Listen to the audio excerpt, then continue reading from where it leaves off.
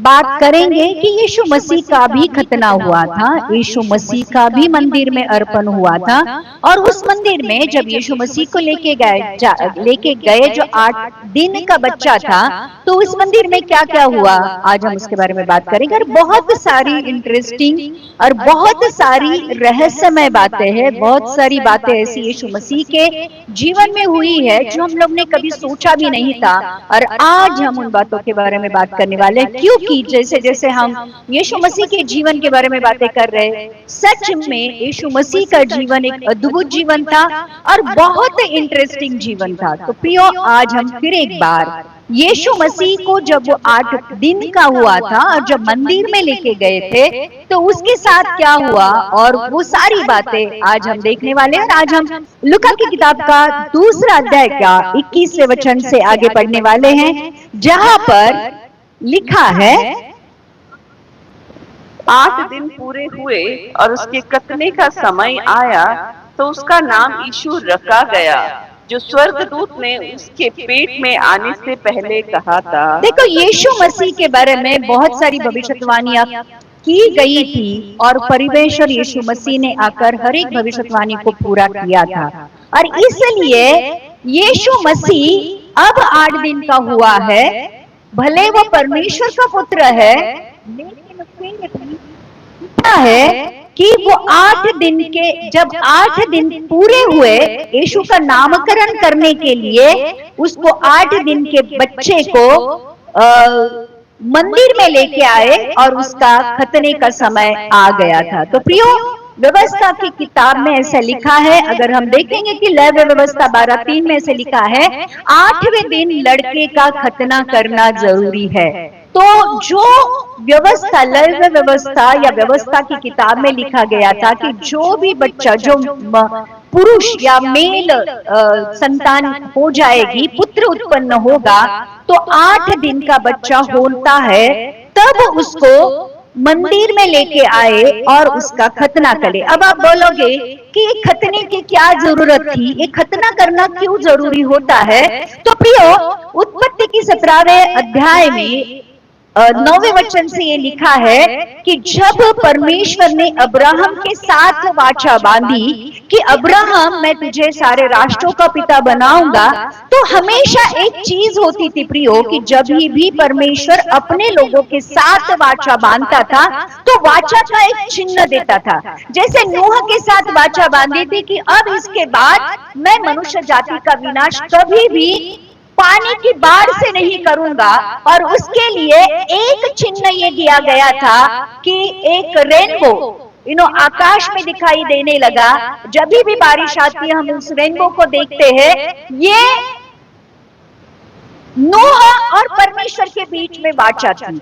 वैसे ही अब्राहम और नूह के बीच में जो वाचा थी, उसका चिन्ह ये था, परमेश्वर ने कहा कि अब्राहम, अब तू भी इस वाचा में शामिल है, तो तुझे भी मेरे लिए कुछ करना पड़ेगा।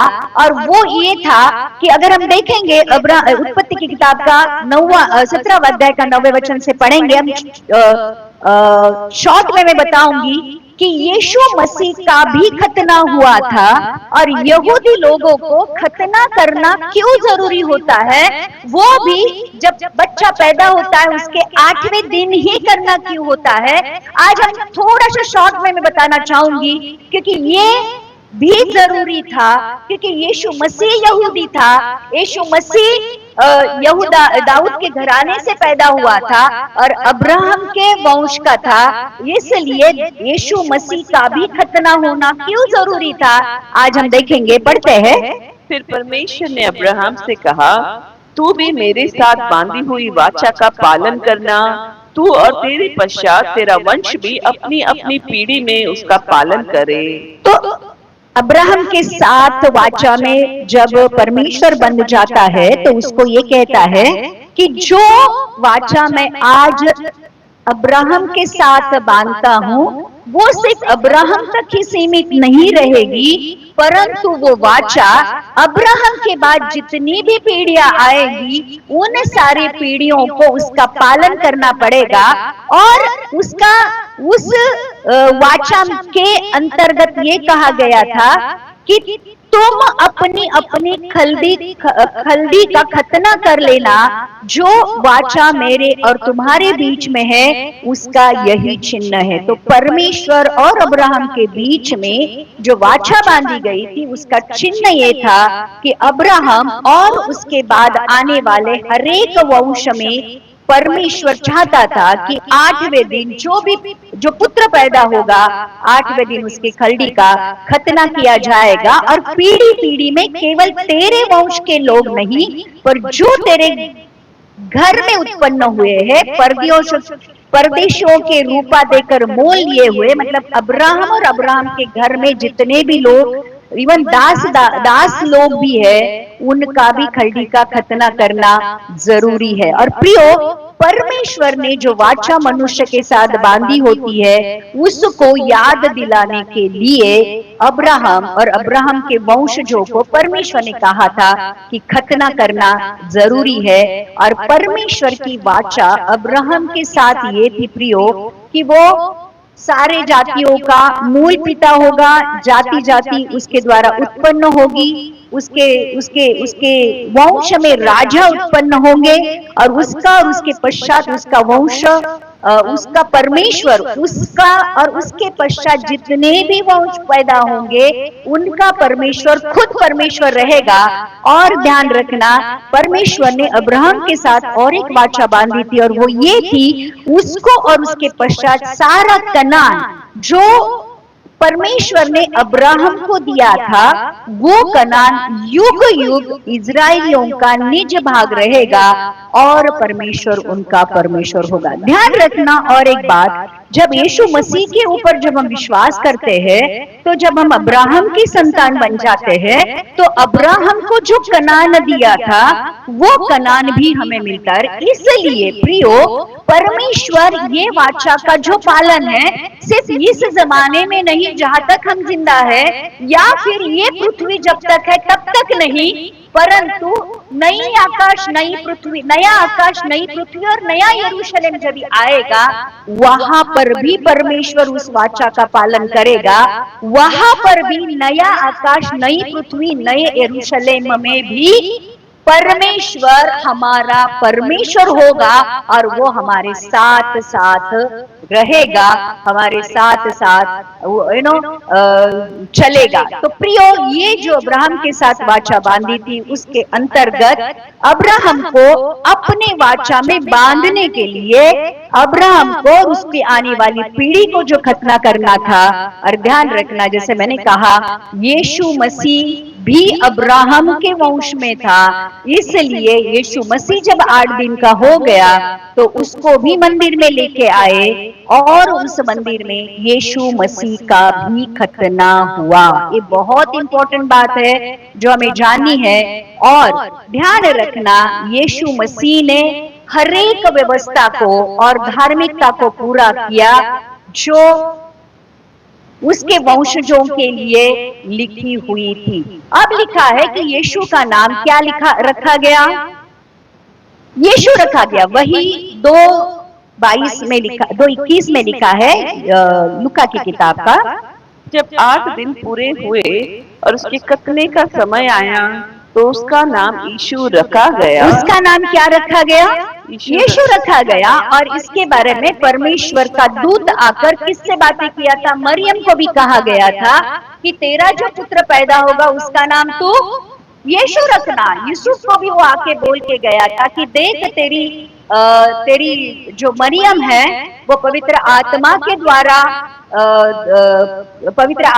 द्वारा गर्भवती है, और वो एक पुत्र उत्पन्न करेगी जिसका नाम तू यीशु रखना। तो प्रियो, दोनों को कहा गया था कि उसका नाम यीशु रखना, और फिर उसका नाम उस मंदिर में यीशु रखा गया। और यीशु इस शब्द का मतलब होता है उद्धार करता, परमेश्वर उद्धार है। यीशु नाम का अर्थ है कि परमेश्वर उद्धार है। और फिर आगे का वचन कहता है, लूका की किताब का 2 अध्याय का 22वें वचन में लिखा है, जब मूसा की व्यवस्था के अनुसार उनके शुद्ध होने के दिन पूरे हुए तो वे उसे यरूशलेम में ले गए कि प्रभु के सामने लाए। अब क्या हो गया? जब यीशु मसीह का जन्म हुआ तो पुत्र के जन्म के बाद शुद्ध स्त्री को शुद्ध होने के लिए 40 दिन लिए जाते थे, और पुत्री अगर लड़की पैदा होती तो उसको शुद्ध करने के लिए 80 दिन लिए जाते थे। तो ये जो शुद्ध करने के दिन होते थे ये मरियम के लिए थे, और वो शुद्ध करने के लिए 8 दिन उसको जो दिए गए थे, वो 8 दिन जब पूरे हुए तो लिखा है जब मूसा की व्यवस्था के अनुसार उनके शुद्ध होने के दिन पूरे हुए तो वे उसे यरूशलेम में ले गए कि प्रभु के सामने लाए, प्रभु के सामने प्रस्तुत करें। यहाँ पर प्रभु के सामने प्रस्तुत करने का अर्थ ये होता है कि परमेश्वर को अर्पित करें। इसलिए हमारे चर्चेज में भी एक विधि ये होती है कि बच्चे को हम डेडिकेट करते हैं, जिसको डेडिकेशन कहते हैं। तो डेडिकेशन का मतलब ये होता है प्रियो कि प्रभु तूने मुझे बच्चा दिया, तूने मुझे गिफ्ट दी, मैं तुझे वापस देती हूँ। इसका मतलब ये होता है कि प्रभु तूने जो मुझे आशीष दी है, जो बच्चा तूने मुझे दिया है, मैं तुझे समर्पित करता। तो उसके पालन पोषण, उसके जो भविष्य है, उसका करता धरता तू है। तो ये जो यीशु मसीह जो परमेश्वर था, फिर भी यीशु मसीह परमेश्वर होने के बावजूद भी उस परमेश्वर को भी व्यवस्था के किताब को पूरा करने के लिए यीशु मसीह को भी मंदिर में लेके आकर अर्पण किया गया, प्रस्तुत किया गया, क्योंकि व्यवस्था की किताब ये कहती है। फिर देखो यहाँ पर मैं आपको और एक बात कहना चाहूंगी कि परमेश्वर कितना महान है और यीशु मसीह ने व्यवस्था को कैसे पूरा किया है। 5 बार यहाँ पर व्यवस्था के अनुसार किया गया, व्यवस्था के अनुसार किया गया ये शब्द आया है, जो कि गलती की किताब का, अगर गलेशियंस 4:4 में लिखा है, गलती की किताब का 4 अध्याय का 4 वचन में लिखा है, परंतु जब समय पूरा हुआ तो परमेश्वर ने अपने पुत्र को भेजा जो स्त्री से जन्मा और व्यवस्था के अधीन हुआ। तो जब समय पूरा हो गया तो परमेश्वर ने नियत समय पर अपने बेटे को, जो वचन था, जो शब्द था, जो उसके पास था, जो परमेश्वर था, उसको इस दुनिया में भेजा। लेकिन वो वचन जब देहधारी हुआ, वो पुत्र के रूप में जब इस दुनिया में भेजा गया, तो उस पुत्र ने जो वचन था, व्यवस्था की हरेक किताब को पूरा किया। और इसलिए प्रियो, यीशु भले परमेश्वर का पुत्र था, वो व्यवस्था और भविष्यद्वक्ताओं की किताबों को नष्ट करने नहीं परंतु पूरा करने आया था। वो एक ही ऐसा व्यक्ति था, या कह सकते हैं वो एक ही ऐसा पुरुष था जिसने व्यवस्था की सारी नियमों को और भविष्यद्वक्ताओं की सारी भविष्यवाणियों को पूरा किया। एक ही व्यक्ति, देखो मूसा के द्वारा जो 10 नियम दिए गए थे, एक भी व्यक्ति ने उस व्यवस्था को पूरा नहीं किया था। 10 नियमों को कहीं ना कहीं कोई ना कोई तोड़ चुका था, लेकिन यीशु मसीह ने भविष्यद्वक्ताओं की और व्यवस्था की हरेक किताब को पूरा किया था। और ध्यान रखना, वो परमेश्वर का पुत्र था, वो परमेश्वर था, उसको मानव जाति के नियम या मानव जाति को दिए हुए व्यवस्था को पूरा करने की कोई जरूरत नहीं थी, क्योंकि उसने ही नियम दिए थे। लेकिन प्रियो, यीशु मसीह एक ऐसा नम्र परमेश्वर था, एक ऐसा कह सकते हैं मनुष्य के रूप में होकर पवित्रता या परमेश्वर वाला जीवन कैसे जिया जाता है, ये दिखाने के लिए भी यीशु मसीह इस दुनिया में आया था। और इसलिए मानव जाति को दिए हुए हरेक नियम का यीशु मसीह ने पालन किया। और अगर यीशु मसीह पालन करता है तो प्रियो, आज हमें पालन करने की कितनी जरूरत है। आमीन। आगे लिखा है लूका की किताब का 2 अध्याय का 24वां वचन, ये कहता है, और प्रभु की व्यवस्था के वचन के अनुसार पांडुकों को एक जोड़ा या कबूतर के 2 बच्चे लाकर बलिदान करे।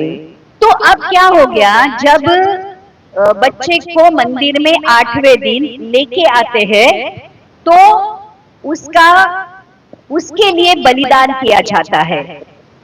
व्यवस्था के अनुसार ये बताता है कि एक होम बलि और पाप बलि करके दो बलियां चढ़ाई जाती थी। तो यूसुफ और मरियम, यहाँ पर लिखा है कि दो पांडुकों की एक जोड़ा और कबूतर के दो बच्चे उन्होंने आकर क्या कर दिए, बलिदान किए। क्यों स्पेसिफिकली यहाँ पर ये बताया गया है कि यीशु मसीह के जन्म का जो बलिदान है वो कौन सा किया गया, ये यहाँ पर ये बताता है प्रियो कि यूसुफ और मरियम गरीब परिवार से थे। और क्योंकि वो गरीब परिवार से थे, और जैसे लेव्य व्यवस्था 12वां अध्याय का 8वां वचन ये कहता है, लेव्य व्यवस्था 12:8 में ये लिखा है कि हरेक जन अपने अपने कुवत के अनुसार ये होम बलि और पाप बलि चढ़ाते थे। और यहाँ पर क्लियर कट ये लिखा है, और यदि उसके पास भेड़ या बकरी देने की पूंजी ना हो तो दो पंडुकी या कबूतरी के दो बच्चे, एक तो होम बलि और दूसरा पाप बलि के लिए दे, और याजक उसके लिए प्रायश्चित करे, तब वो शुद्ध ठहरेगी। मतलब यदि किसी के पास भेड़ और बकरी देने की कुवत ना हो, भेड़ या बकरी देने जितने पैसे ना हो, तो लिखा है कि वो लोग क्या करें,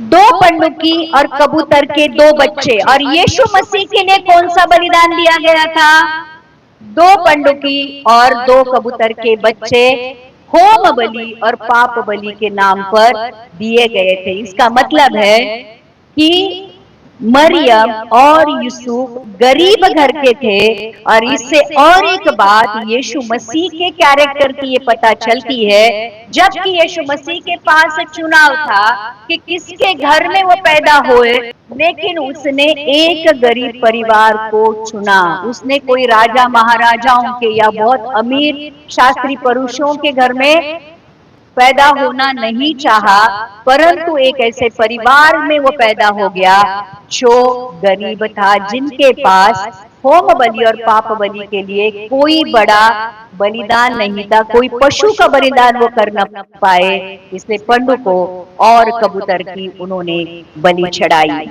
अब ये हो गया कि यीशु मसीह 8 दिन का हो गया, यीशु मसीह को मंदिर में लाया गया, यीशु मसीह का नाम यीशु रखा गया, और यीशु मसीह के होम बलि और पाप बलि के लिए दो पंडुकों और दो कबूतर की बलि चढ़ाई गई। ओके, आगे देखते हैं। और एक बात बहुत इंपॉर्टेंट और बहुत कह सकते हैं कि इतनी अच्छी बात वहां पे हो गई थी, और वो ये थी कि एक शमौन नाम का एक व्यक्ति था, उसके साथ और परमेश्वर की भेंट कैसी हो गई, अभी हम उसके बारे में बात करेंगे। और लिखा है 25वां वचन, यरूशलेम में शमौन नामक एक मनुष्य था, और वह मनुष्य धर्मी और भक्त था, और इज़राइल की शांति की बात जोड़ रहा था, और पवित्र आत्मा उस पर था। अभी शमौन की शांति से विदाई कैसे होती, हम उसके बारे में बात करेंगे। अब एक शमौन करके एक व्यक्ति है, और उसका इंट्रोडक्शन ये दिया गया है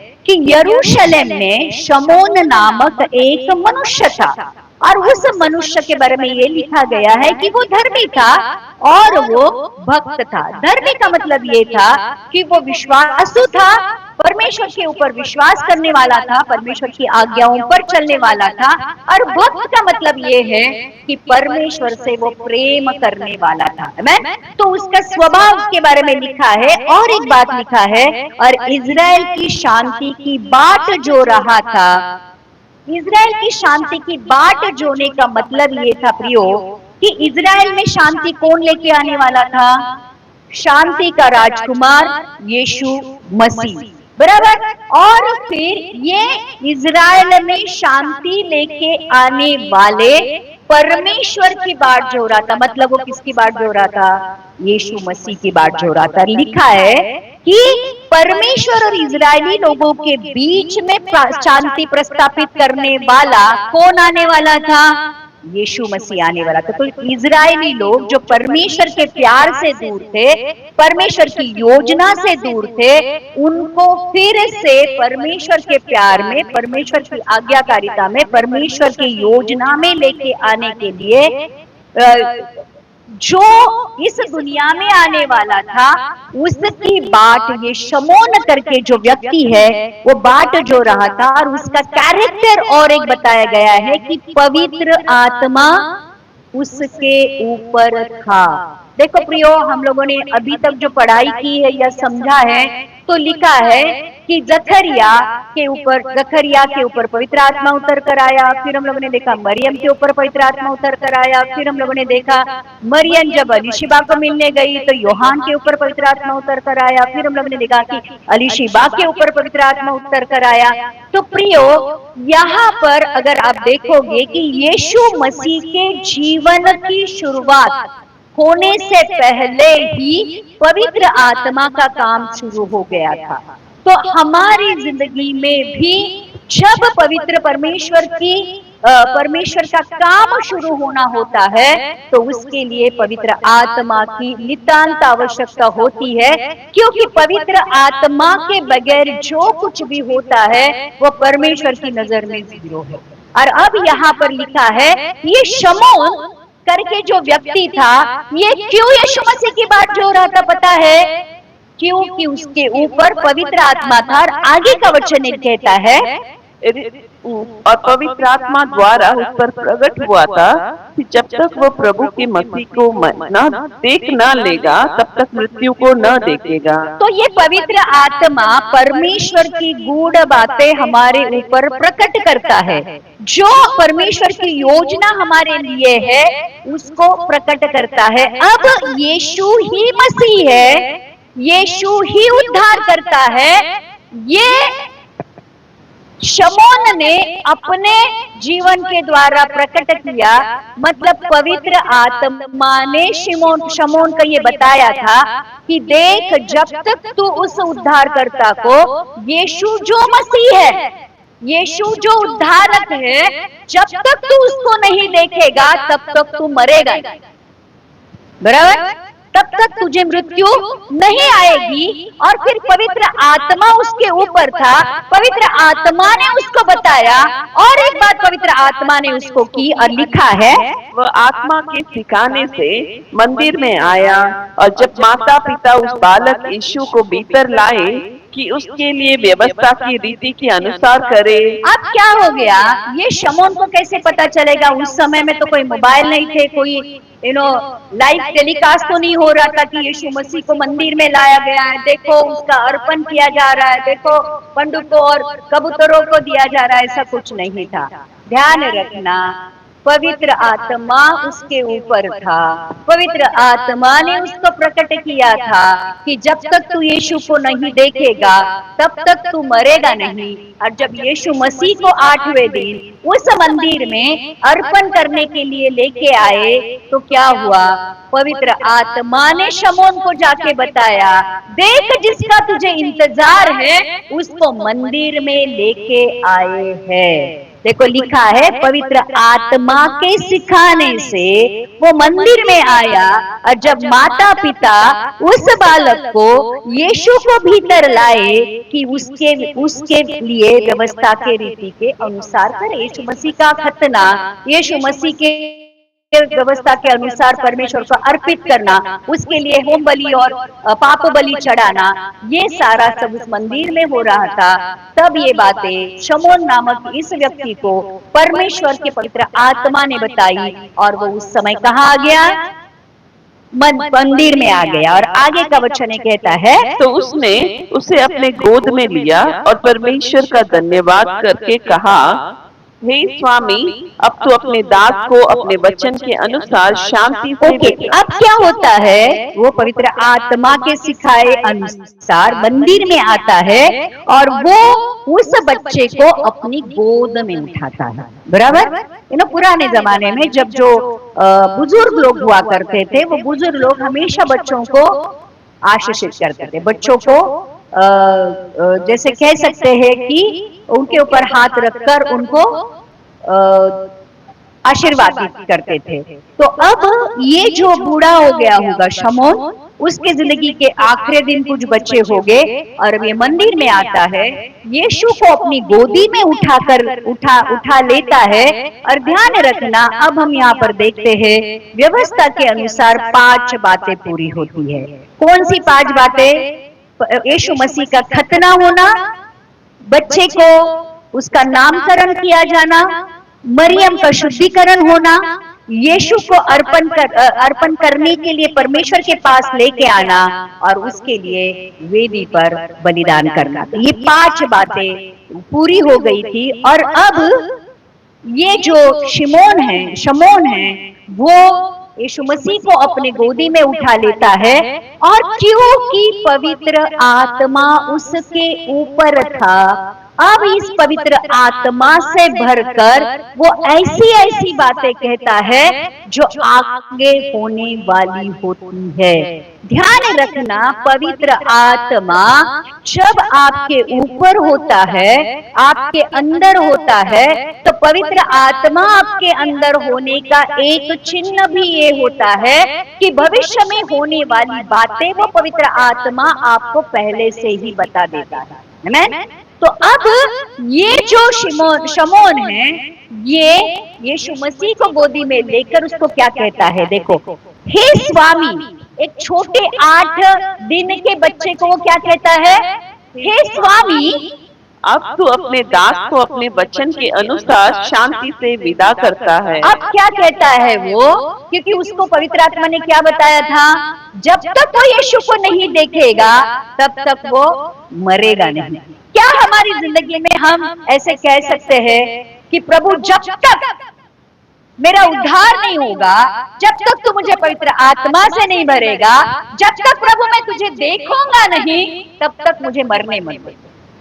हम शमौन से एक बात ये भी सीख सकते हैं कि जब तक परमेश्वर की योजना मेरी जिंदगी में पूरी नहीं होती है, प्रभु मुझे मरने मत दे, प्रभु मैं मृत्यु को नहीं देखूं, जब तक तेरा राज्य आते हुए नहीं देखूं तब तक मैं मृत्यु को नहीं। और फिर ये एक 8 दिन के बच्चे को ये कहता है, हे स्वामी, अब तू अपने दास को अपने वचन के अनुसार शांति से विदा कर। अब देख, मैंने तुझे देख लिया है, अब मैं मर सकता हूँ। और आगे का वचन ये कहता है, क्योंकि मेरी आंखों ने देखो, और एक वचन देखेंगे कि शमौन एक ऐसा व्यक्ति था जिसने परमेश्वर के जीवित वचन को अपनी आंखों से देखा और उसको छुआ।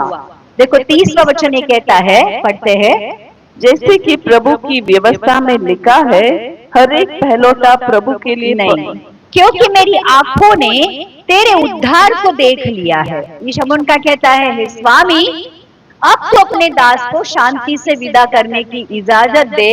और वो कहता है कि मैंने अपने आंखों से उद्धार को देख लिया है। किसको?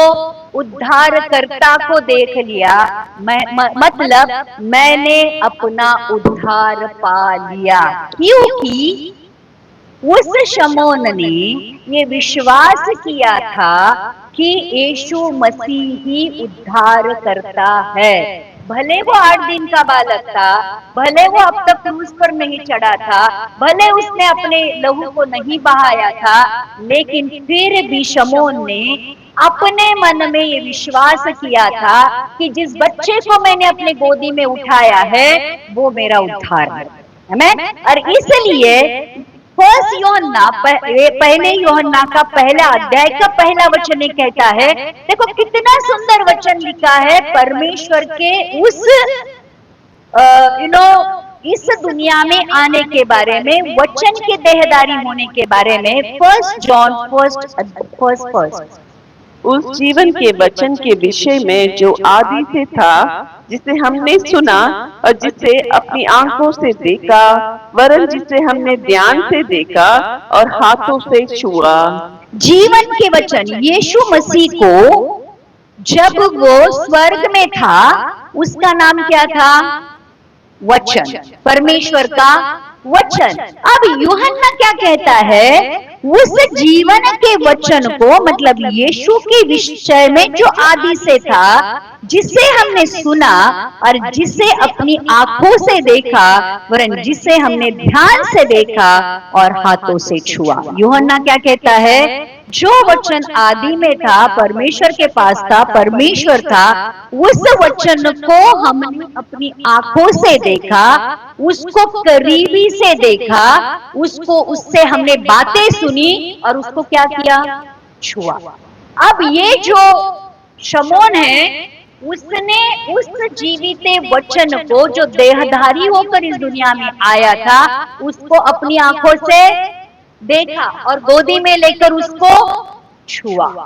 ये ना कितनी बड़ी बात है कि यीशु मसीह को अपनी आंखों से देखना और यीशु मसीह को अपनी हाथों से छूना। आमीन। तो ये कहता है, क्योंकि मेरी आंखों ने तेरे उद्धार को देख लिया। और ध्यान रखना, एक बात और यहाँ पर मैं आपको बताना चाहूंगी कि उद्धार का मतलब सिर्फ यही नहीं है कि पापों से उद्धार होना, लेकिन उद्धार का मतलब ये भी है कि उद्धारकर्ता को अपने अंदर, अपने साथ लेकर चलना। कितने लोग समझ रहे हैं? हमें ऐसे लगता है कि यीशु मसीह सिर्फ उद्धार करने आया था, उद्धार करने आया था। नहीं प्रियो, जब पापों से तुम्हारा उद्धार होता है तो इमैनुअल बनकर परमेश्वर आपके साथ रहता है। आमीन। भले आप उसको देख नहीं सकते हो, आप उसको छू नहीं सकते हो अब, लेकिन अब आज उस इमैनुअल परमेश्वर के साथ साथ हम चलेंगे तो एक दिन ऐसा आएगा, हम उसको रूबरू होकर देखेंगे, हम उसके जैसे उसके जैसे हम महिमा के शरीर को पाएंगे और हम उसको छू भी सकेंगे और अनंत काल के लिए हम उसके साथ रह भी सकेंगे। कितनी बड़ी बात है।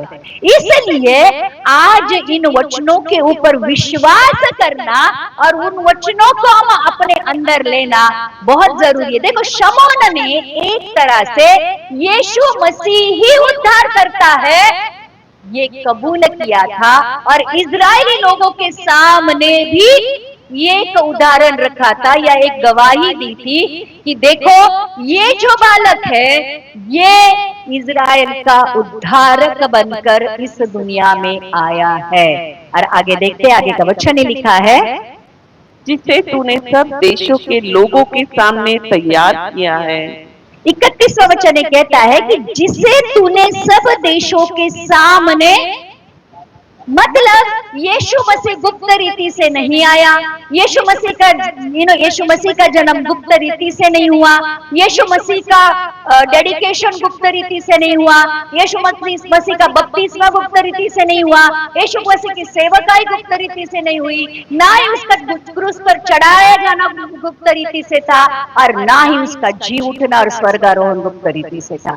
जो कुछ भी यीशु ने किया वो यीशु मसीह ने सबके सामने किया। ध्यान रखना, उसका जन्म होने से पहले ही बताया गया था कि वो कहाँ, कैसे, किसके पेट से, किसकी कोख से आएगा, वो कहाँ जन्म होगा।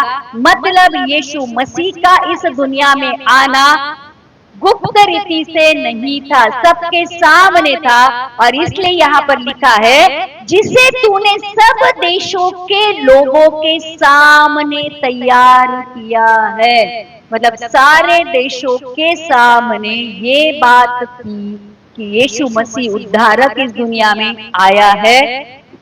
भले लोगों ने विश्वास नहीं रखा वो अलग बात है, लेकिन यीशु मसीह ने जो कुछ भी किया या यीशु मसीह के साथ जो कुछ भी हुआ वो गुप्त रीति से नहीं था, परंतु सबके सामने था। सबको पता था कि ये जो पुत्र, मरियम का जो पुत्र है, इसके द्वारा दुनिया ये महान है और दुनिया उद्धार पाएगी। आगे का वचन लिखा है कि वह अन्य जातियों को प्रकाश देने के लिए ज्योति और तेरे निज लोग इजराइल की महिमा हो। अब ये जो शमौन है ये यीशु मसीह के सेवकाई के बारे में भविष्यवाणी करता है। ध्यान रखना, अब वो कहता है कि ये जो यीशु है अन्य जातियों को प्रकाश देने के लिए ज्योति। अन्य जाति मतलब कौन? जो यहूदी और इजरायली नहीं है वो अन्य जाति है, हम अन्य जाति है, बराबर। तो वो कहता है ये जो अन्य जाति है, इनको जो अंधेरे में है, जो पाप में है, उनको भी प्रकाश देने के लिए ये ज्योति ठहरा है, जिसके बारे में ऑलरेडी भविष्यवाणी की गई थी कि यीशु मसीह की बुलाहट सिर्फ इजरायली या यहूदी लोगों के लिए ही नहीं है, परंतु सारे मानव जाति के लिए, अन्य जातियों के लिए भी यीशु मसीह इस दुनिया में आया है। और ध्यान रखना, लिखा है और तेरे निज लोग इजराइल की महिमा हो, मतलब ये इजरायली लोगों के लिए भी वो उद्धार का कारण बनाएगा, जो उसकी निज प्रजा है, जो उसके निज लोग हैं, उनके लिए वो महिमा का कारण बने। अन्य जातियों के लिए उद्धार और इजरायली लोगों के लिए वो महिमा का कारण बने। और आगे का 33वां वचन ये कहता है, उसका पिता और उसकी माता इन बातों से जो उसके विषय में कही जाती थी आश्चर्य करते थे।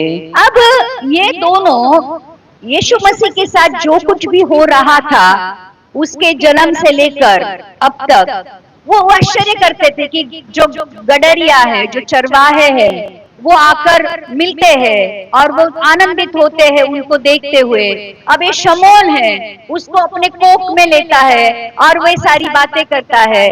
फिर बाद में जाकर हन्ना करके और एक बूढ़ी औरत है, वो भी यीशु मसीह के बारे में बात करती है। तो ये सारी बातें देखकर ये जो पर मरियम और यूसुफ है, ये समझ नहीं पाते हैं कि यीशु मसीह कितना महान परमेश्वर है, लेकिन मन में वो, जैसे हम लोग लिखते हैं ना कि हम लोगों ने देख लिया और मन में रख लिया, हम लोगों ने देख लिया कि मन में रख लिया। और इन लोगों ने जो कुछ भी हो रहा था ये सारी बातों को अपने मन में रख लिया और वो आश्चर्य करते थे कि सच में ये जो पुत्र परमेश्वर ने हमें दिया है, ये कोई नॉर्मल बच्चा नहीं है, ये परमेश्वर का पुत्र होगा। क्योंकि जो बातें उनके साथ और यीशु मसीह के साथ हो रही थी, वो देखकर उनको भी पता चल रहा था कि जिस बच्चे को उन्होंने जन्म दिया है वो कोई सादा सुदा बच्चा नहीं, परंतु कोई अद्भुत बच्चा है। और आगे लिखा है, तब शमौन ने उनको आशीष देकर उसकी माता मरियम से कहा, देख वो तो इज़राइल में बहुतों के गिरने और उठने के लिए और एक ऐसा चिन्ह होने के लिए ठहराया गया है जिसके विरोध में बातें की जाएगी। अब ये भविष्यवाणी कर रहा है, शमौन क्या कर रहा है? भविष्यवाणी कर रहा है। और उस भविष्यवाणी में वो ये कहता है कि उसने उस बच्चे को आशीष दी और माता मरियम से कहा, वो माता मरियम को कहता है, देख वो इज़राइल में बहुतों के गिरने और उठने के लिए एक चिन्ह होगा। मतलब ये जो बच्चा है, इज़राइल जो लोग उसको स्वीकार नहीं करेंगे, उसको नाकारेंगे, उनके लिए एक वचन ऐसा लिखा है कि ये एक ऐसा पत्थर बनेगा जो इज़राइलियों के लिए ठोकर का कारण और राज मिस्त्रियों के द्वारा निकाला गया, परंतु कोने के सिरे का पत्थर होगा। मतलब लोग उसको नकारेंगे, लोग उसको ठुकराएंगे, लोग उसको क्रूस पर चढ़ाएंगे, जो उसके ऊपर विश्वास नहीं रखेंगे उनके लिए वो ठोकर का कारण बनेगा, उनके पैर में ठेच लगने का कारण बनेगा। परंतु जो लोग उसको स्वीकार करेंगे उनको फिर से जी उठने का, या कह सकते हैं उनको फिर से उठाने का और उनके उद्धार का वो कारण बनेगा। प्रियो, आज भी वही है। आज यीशु मसीह के बारे में बहुत गलत फहमियां हैं, लोग यीशु मसीह के बारे में बहुत गलत बातें करते हैं, लेकिन जो उसको नकारेंगे, जो उसको छोड़ देंगे, जो उसको भला बुरा करेंगे, कहेंगे, उनके लिए यीशु मसीह एक ऐसा पत्थर ठहरेगा जो उनके पैर में ठेच लग के, जैसे हम गिरते हैं, उनके गिरने का कारण होगा। लेकिन जो उसको स्वीकारेंगे, जो उसको अपने अंदर लेंगे, उनके उद्धार का और उनके ऊंचा उठाने का वो कारण बनेगा। ध्यान रखना, एक बहुत सुंदर बात ये कहती हूँ कि राज मिस्त्रियों के द्वारा नकारा हुआ ये पत्थर है, लेकिन यही पत्थर कोने के सिरे का पत्थर बना। बराबर, जो पत्थर लोगों ने नकार दिया कि ये अच्छा नहीं है, लेकिन वही पत्थर नाम के साथ सबके आगे लिखा हुआ था। प्रियो, आज भी बातें वही है, जो उसको स्वीकारेंगे उनका ना सिर्फ उद्धार करेगा, लेकिन उनको ऊंचा उठाएगा। लेकिन जो उसको नकारेंगे, नर्क में जाकर वो पछताएंगे कि यीशु मसीह को हम लोगों ने क्यों नहीं स्वीकार किया। तो प्रियो, आज भी बातें वही है जो शमौन बता रहा था, और एक ऐसा चिन्ह होने के लिए ठहराया गया जिसके विरोध में बातें की जाएगी। एक ऐसा चिन्ह, ध्यान रखना, इस यीशु मसीह ने आकर चिन्ह चमत्कार किए। इस यीशु मसीह ने आकर वचनों के द्वारा परमेश्वर पिता की बातें, राज्य की बातें, आगे होने वाली सारी बातों के बारे में बताया। चिन्ह चमत्कारों के साथ ये प्रूव भी किया कि देखो, मैं परमेश्वर का पुत्र हूँ। बहुत सारे शास्त्री परुषी, या जैसे निकोदेमस जैसे जो बहुत बड़े रब्बी थे, गुरु थे, उन्होंने भी आकर ये कहा, ये कबूल किया कि परमेश्वर का साथ हुए बगैर कोई भी इतने बड़े बड़े चिन्ह चमत्कार कर नहीं सकता है। सच में परमेश्वर तेरे साथ है, मतलब ये सारी बातें देखने के बावजूद भी कि एक मनुष्य इतने बड़े चिन्ह चमत्कार नहीं कर सकता है, फिर भी इजरायली लोगों ने यीशु मसीह को क्या किया? नकारा। इन फैक्ट सिर्फ नकारा नहीं, उसके विरुद्ध खड़े हो गए। यही इजरायली, यही यहूदी जिनके लिए यीशु मसीह दुनिया में आया था, उन्हीं ने यीशु मसीह को क्रूस पर चढ़ाया। मैं मतलब इतना विरोध हुआ कि उन्होंने कहा कि एक कसा हुआ जो क्रिमिनल है, बरअब्बा को छोड़ दो, यीशु को क्रूस पर चढ़ा दो। मतलब एक क्रिमिनल के, अपराधी के साथ वो खड़े रहे, और एक निष्पाप और पवित्र व्यक्ति जो यीशु मसीह था, उसके खिलाफ खड़े होकर उन्होंने उसको क्रूस पर चढ़ाया। आमीन। पिलातुस उसको क्रूस पर चढ़ाना नहीं चाहता था, लेकिन इन्होंने यहाँ तक कहा कि उसको क्रूस पर चढ़ा दो, उसका खून हमारे ऊपर और हमारे बच्चों के ऊपर आने दो, हमें कोई प्रॉब्लम नहीं है, लेकिन उसको क्रूस पर चढ़ा दो। मतलब ये लोग उसके इतने ज्यादा खिलाफ गए, इतने ज्यादा विरोध में गए कि जिनके लिए वो आया था, उन्हीं ने उनको क्रूस पर चढ़ा दिया। और ध्यान रखना, उसको क्रूस पर चढ़ाने का सबसे ज्यादा दुख किसको हुआ होगा? उसकी माँ को। और इसलिए आगे लिखा है के विरोध में बातें की जाएगी, वरन तेरा प्राण भी तलवार से वार पार छिद जाएगा। इससे बहुत हृदयों के विचार प्रकट होंगे। अब वो ये क्या कहता है कि मरियम, देख, तेरे लिए भविष्यवाणी ये है कि जब इस यीशु मसीह को, जो तेरा पहलौठा पुत्र है, जब क्रूस पर चढ़ाया जाएगा, तो तेरे हृदय से मानो एक तलवार घुस जाएगी और तेरा हृदय छिद जाएगा।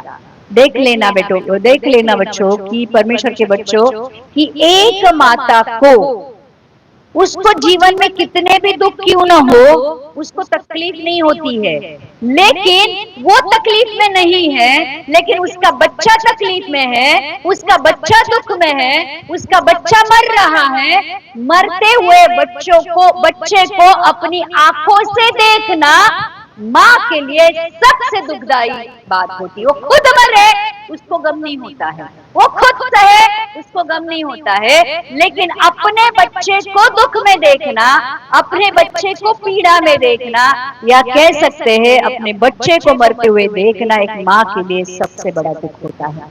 और इसलिए प्रियो, वो कहता है, मरियम देख, ये जो बच्चा तूने पैदा किया है, वरन तेरा प्राण भी तलवार से वार पर छिद जाएगा। मतलब जब यीशु मसीह का पकड़वाना और यीशु मसीह का जो क्रूस पर जाने का जो सफर था और उसको आखिरी सांस तक मरते हुए देखना मरियम के लिए एक तलवार को उसके हृदय से आर पार होना था, उसके हृदय के टुकड़े टुकड़े होना था, उसके हृदय को छिद जाना था। देखो हम शायद उस दुख को नहीं समझ पाएंगे।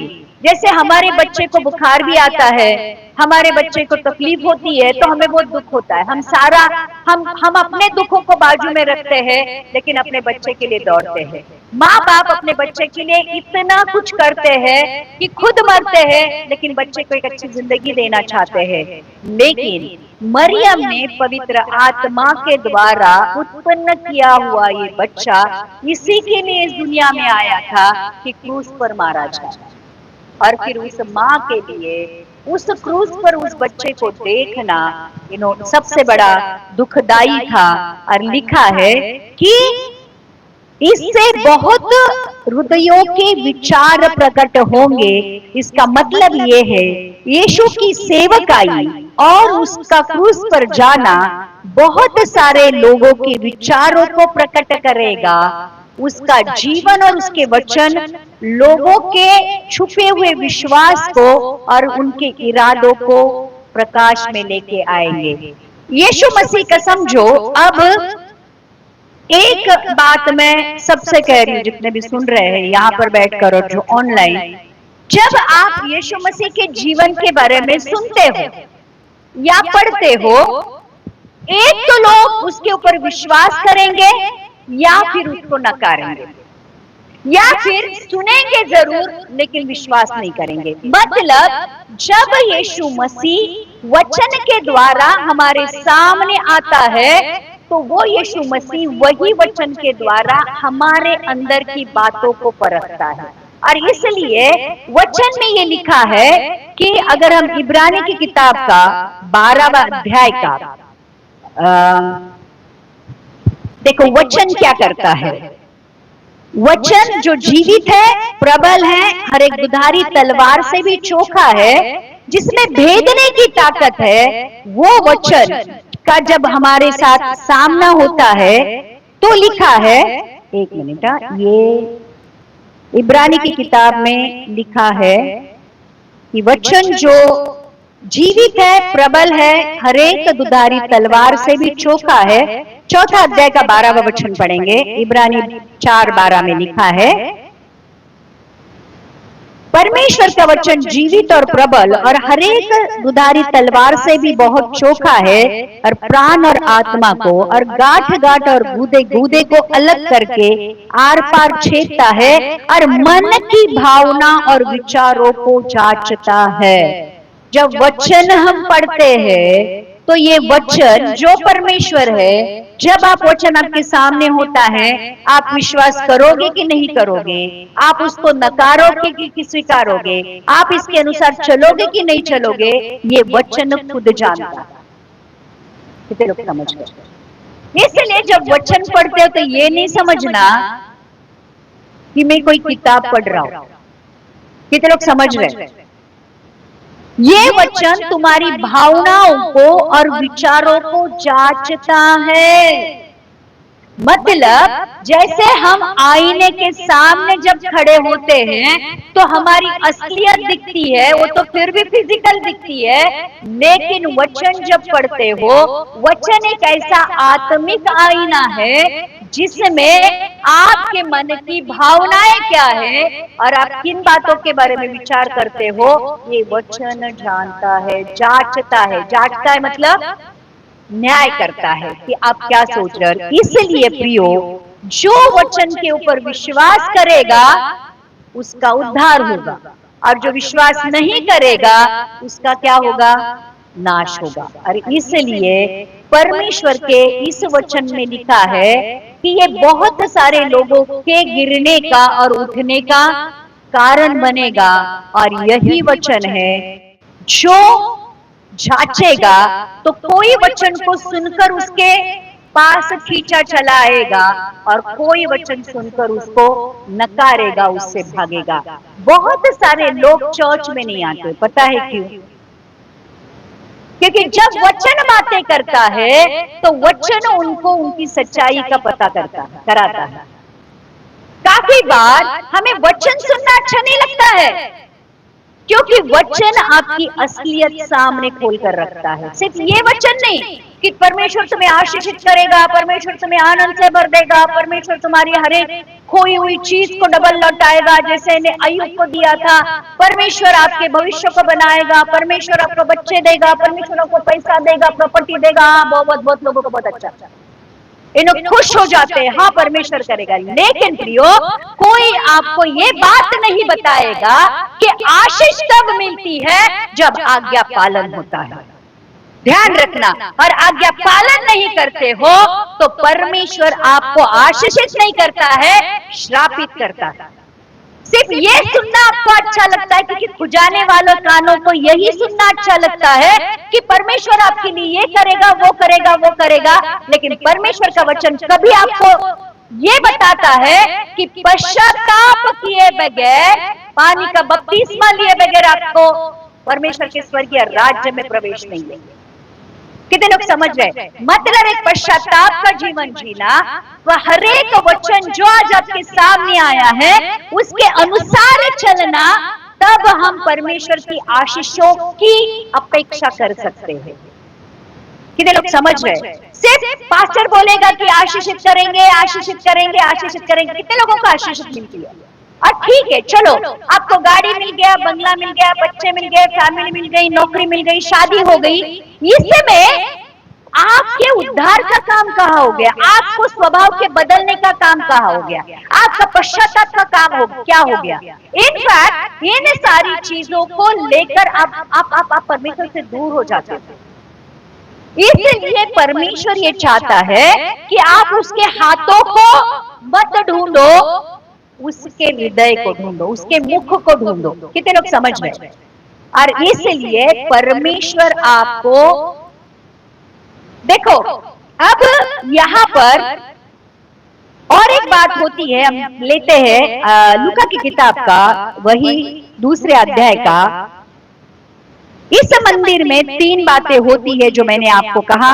यीशु मसीह का खतना हो गया, यीशु मसीह का अर्पण हो गया, यीशु मसीह के लिए बलिदान दिया गया, और दूसरी बात ये जो शमौन करके है, इसने यीशु मसीह को अपने हाथ में लिया और कहा कि अब मुझे मरने के लिए मैं तैयार हो जाता हूं।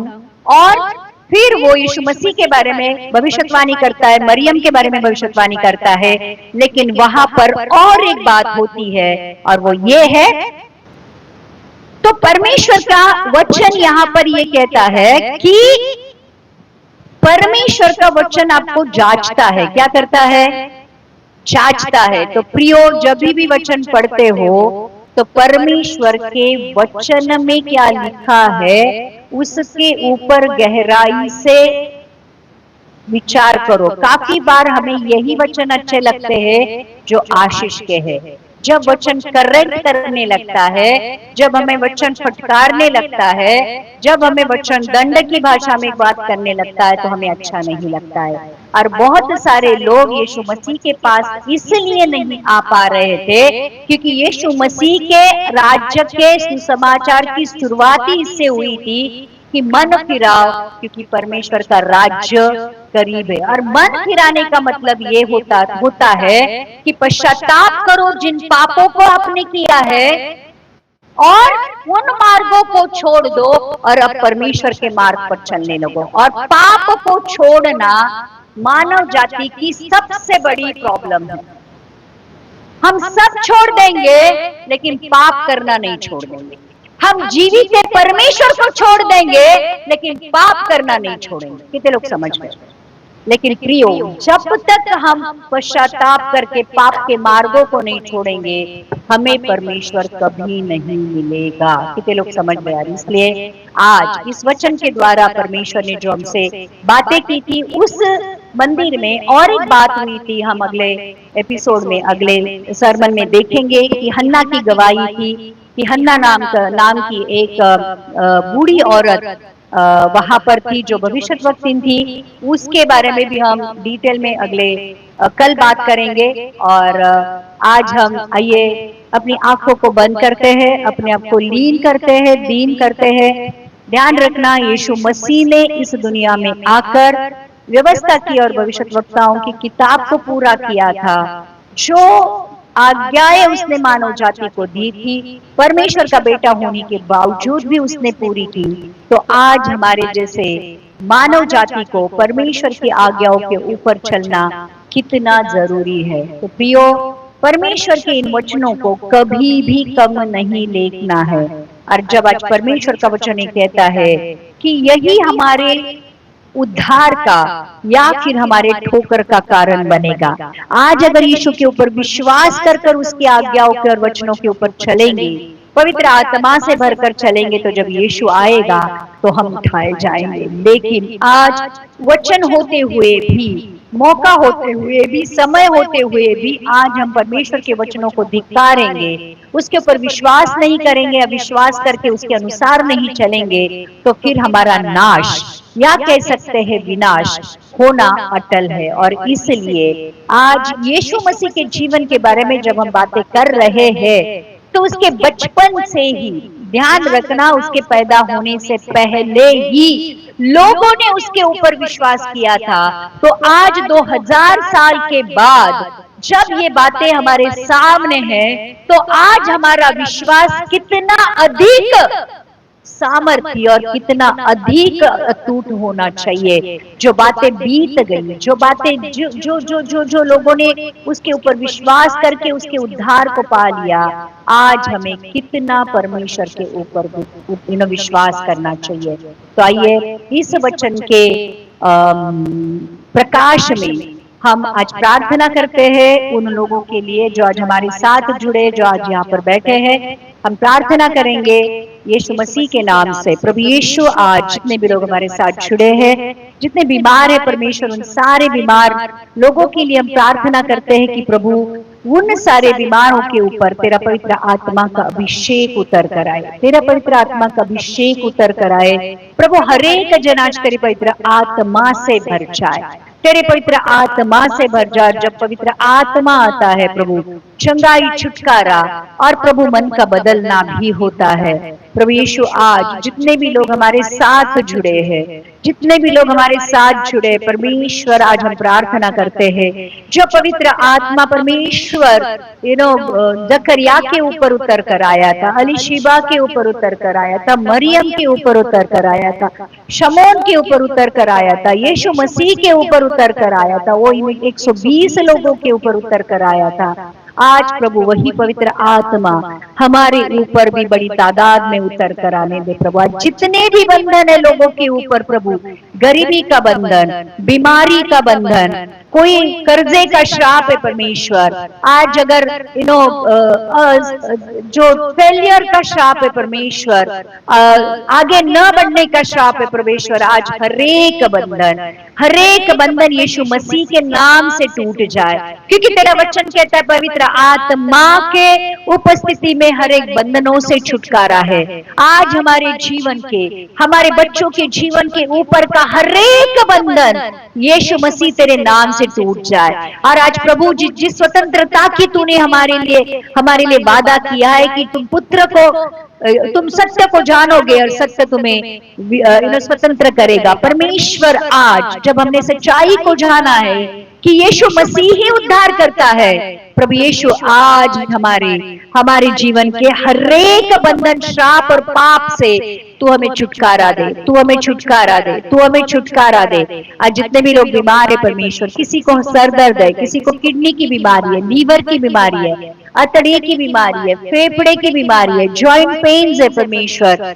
आज जो कोई भी मसल की प्रॉब्लम है परमेश्वर, ब्लड प्रेशर, डायबिटीज और थायराइड या जो कोई भी बीमारी है परमेश्वर, स्किन का इन्फेक्शन है, बुखार है, सर्दी खांसी है, प्रभु यीशु के नाम से, प्रभु यीशु के नाम से हर एक बीमारी को हम कहते हैं निकल जाए, निकल जाए, पूरी तरह चंगाई और छुटकारा प्रभु तेरे लोगों के जीवन में आए, ऐसे होने दे प्रभु। सर से लेकर पांव तक हर एक सिस्टम में प्रभु यीशु तेरे पवित्र आत्मा का सामर्थ उतर कर आए और पूरी तरह लोग आत्मिक, शारीरिक और मानसिक तौर पर चंगे हो जाए, ऐसे होने दे। तेरे पवित्र आत्मा की एक अनुभूति, तेरे सामर्थ की एक अनुभूति प्रभु उनके उनको उनको पता चले, ऐसे होने दे प्रभु यीशु के नाम से, यीशु के नाम से। जिनको बच्चे नहीं हो रहे परमेश्वर, आज उनकी कोख को तू खोल दे, उनकी कोख को तू खोल दे परमेश्वर। प्रभु सुंदर से प्यारे से बच्चे होने के लिए प्रभु, आनंदी माता बनने के लिए प्रभु तू उनकी मदद कर, सहायता कर यीशु के नाम से परमेश्वर। आज जितने भी लोग बेकार है प्रभु, जिनको काम नहीं है प्रभु, आज उनके हाथों के कामों को तू आशीषित कर, उनके हाथों के कामों को तू आशीषित कर प्रभु यीशु। और प्रभु अच्छे अच्छे काम मिलने में तू उनकी मदद कर, सहायता कर प्रभु। प्रार्थना करते हैं उन लोगों के लिए परमेश्वर जो अपने जीवन में बहुत कष्टी है, दुखी है, अकेले है, डिप्रेशन में है प्रभु, उन सारे लोगों को हम आपके हाथों में सौंप देते हैं और प्रार्थना करते हैं उनके जीवन का अकेलापन, टूटापन प्रभु निकाल दे और तेरी पवित्र आत्मा का वो उपस्थिति उनके जीवन में आने दे, ताकि वो जाने कि वो अकेले नहीं है, वो अकेले नहीं, परंतु तू उनके साथ है, तू उनके साथ है परमेश्वर। आज तेरे आनंद और शांति से तू उन्हें भर दे प्रभु यीशु के नाम से, तेरे सामर्थ्य से तू उनको भर दे परमेश्वर। आज प्रार्थना करते उन लोगों के लिए जिनके जीवन में कमी घटी है, पैसे की कमी है, कर्जे है प्रभु, आज स्वर्गीय भंडार से ऐसी आशीष दे, स्वर्गीय भंडार के प्रभु खिड़की और दरवाजे खोलकर उनके लिए ऐसी मदद भेज दे कि उनके सारे कर्जे निकल जाए, उनके जीवन की हर एक कमी घटी निकल जाए और भरपूरता से भी भरपूरता में वो चले, ऐसे होने दे परमेश्वर। आज हर एक मेरा भाई और बहन आज जो हमारे साथ जुड़े हैं, आज जो भी उनकी प्रॉब्लम है प्रभु, जो भी प्रॉब्लम है प्रभु, आज हम आपके हाथों में सौंप देते हैं, आपके हाथों में सौंप देते हैं परमेश्वर। जो हमारे लिए संभव है प्रभु, आपके लिए संभव है। तेरा वचन कहता है असंभव को संभव करने वाला हमारा परमेश्वर है, जो कहता है उसके लिए कोई भी बात असंभव नहीं है। और प्रभु आज हर एक प्रार्थना, निवेदन, आवेदन आपके सामने धन्यवाद के साथ हम प्रस्तुत करते हैं और हमें परमेश्वर पता है कि यीशु के नाम से जो कुछ भी मांगा जाता है वो जरूर मिलता है, वो जरूर मिलता है। और प्रभु आज हमारे जो भी भाई बहन है उनके विश्वास को बढ़ा, उनके विश्वास को बढ़ा और उनको समझ में आए कि सच में परमेश्वर देता है, परमेश्वर देता है। परमेश्वर का वचन कहता है मांगो तो दिया जाएगा, और परमेश्वर विश्वास से मांगने पर हर एक को बात देता है जिसके ऊपर हमने विश्वास किया है। प्रभु आज तेरे बच्चों को हम आपके हाथों में सौंप देते हैं और प्रार्थना करते हैं कि प्रभु वो विश्वास में बढ़े, वचन में बढ़े, प्रार्थना में बढ़े और आत्मा में बढ़े, यीशु के नाम